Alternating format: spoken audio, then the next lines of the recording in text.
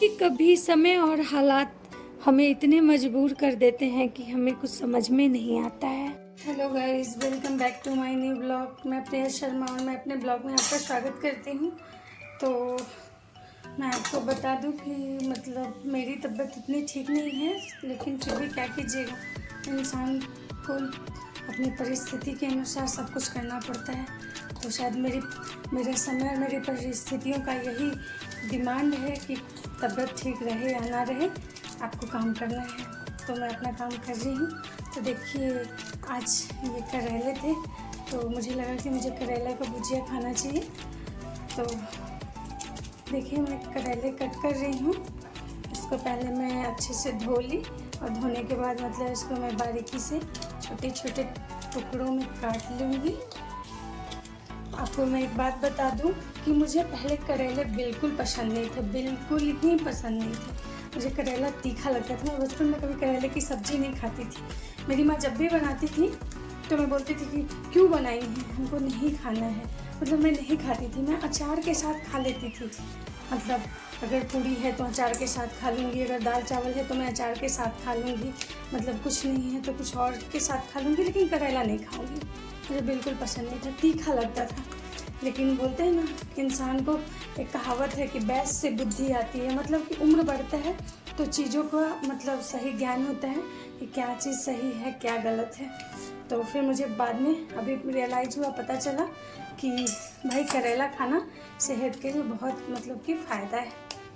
तो देखिए, मेरी तबीयत ठीक नहीं है, फिर भी मैं करेला काट रही हूँ। तो मैं बताती हूँ कि आगे मैं इसका क्या बनाऊँगी, कैसे बनाऊँगी। तो आप मेरे ब्लॉग में बने रहिएगा ताकि आपको समझ में आए कि मतलब मैं इसका भुजिया कैसे बनाऊँगी। और इसके साथ में आलू मिक्स करूँगी, जो कि आलू मैं पहले से काट के रखी थी। तो फिर मैं आपको दिखाऊँगी, तो आप मेरे ब्लॉग में बने रहिएगा। तो आप देख सकते हैं कि मैं इसमें तेल डाल दी। करेला है तो करेला में ज़्यादा थोड़ा तेल लगता है। तो देखिए, मैं तेल डाल दी हूँ। उसके बाद मैं इसमें डालूँगी, इसमें फिर मैं डालूँगी सरसों के फोड़न। आप देख सकते हैं ये सरसों, क्योंकि करेला तो ऑलरेडी तीखा रहता है तो इसमें मैं मिर्चा नहीं डालूँगी। तो इसको डाल दीजिए।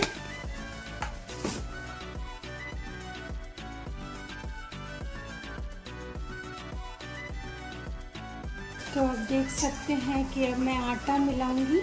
आज तक समझ में नहीं आया कि मतलब मेरा तबीयत ख़राब है तो मैं रेस्ट कब करूं, क्योंकि मुझे तबीयत ख़राब में भी हमेशा काम करना ही पड़ा और मैं करती भी हूँ। थोड़ी सी भी मतलब अच्छा महसूस करती हूँ ना तो मुझे बेड पे अच्छा ही नहीं लगता है। हाँ, जब मैं अपने माँ के पास होती हूँ ना तो उस समय में मैं काम नहीं करती हूँ, क्योंकि मेरी माँ नहीं करने देती हैं। बाकी तो हर समय मुझे काम करना ही पड़ा। कोई नहीं, शायद भगवान की यही मर्जी है, क्योंकि अब तो जीवन में कुछ भी जो भी होता है। पहले एक समय था कि मुझे बहुत बुरा लगता था, मुझे बहुत दुख होता था कि आखिर मेरे ही साथ ऐसा क्यों। लेकिन अब ऐसा नहीं लगता है। अब मुझे यही लगता है कि जो कुछ भी हो रहा है भगवान की मर्जी से।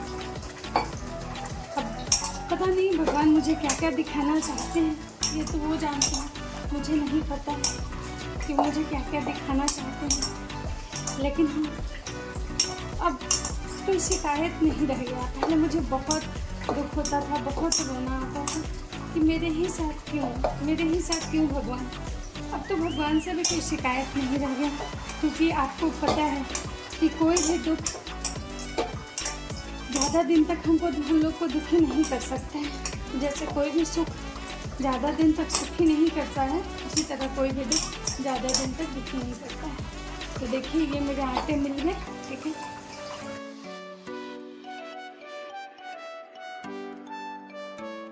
मैं आप लोग को एक बात बता दूं कि समय और परिस्थिति हर किसी का बदलते रहता है, लेकिन किसी का थोड़ा बदलता है और किसी का सीधे यू टर्न ले लेता है।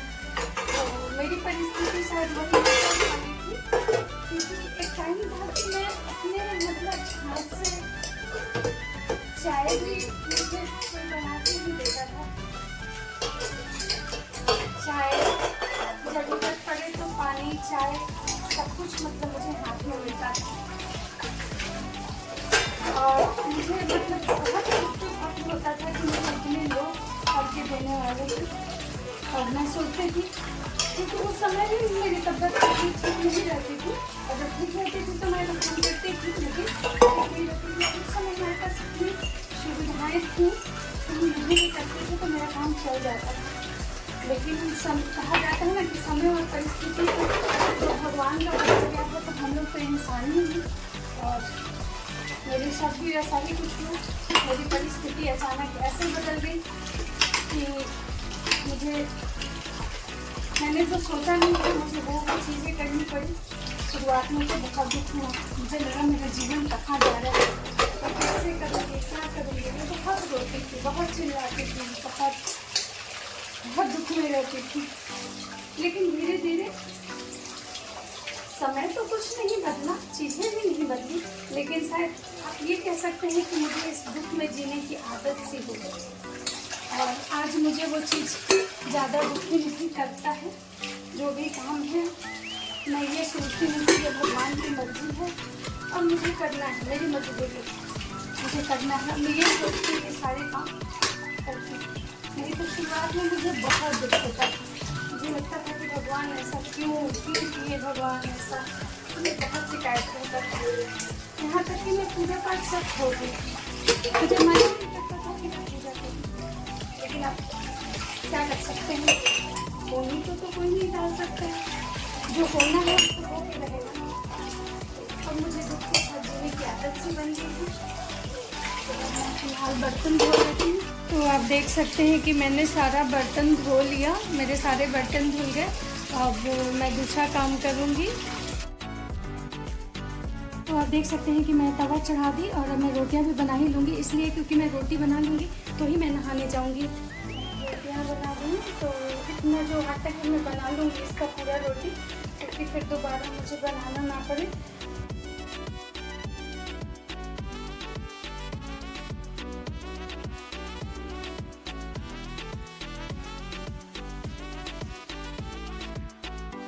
देख सकते हैं कि मेरी रोटियाँ, एक रोटी मेरा बन गया है। ठीक है, ऐसे मुझे सारे जितने भी मतलब आटा मैं गूंथ के रखी हूँ, मैं उसकी रोटियाँ बना लूँगी। क्योंकि पहले मैं फ्रिज में रख देती थी बचता था, तो फिर मुझे सब लोग बोलने लगे कि फ्रिज में नहीं रखना चाहिए आटा गूंथ के, तो इसलिए मैं सब रोटियाँ ही बना दूँगी और हिसाब।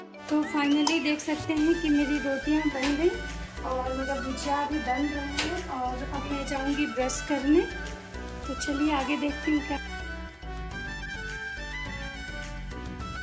फाइनली आप देख सकते हैं कि मैं नहा के आ गई हूँ और मैं सूर्य भगवान को जल दे रही हूँ ताकि मैं थोड़ा बहुत पूजा भी कर लूँ। अब मैं मंदिर में पूजा करूँगी। तो ये मेरे भगवान का मंदिर है जिसमें मेरे भगवान जी हैं। तो मैं यहाँ पे थोड़ा बहुत बैठ के हनुमान चालीसा वगैरह पढ़ती हूँ। तो देखिए मैं बैठ गई हूँ और मैं पढ़ूँगी।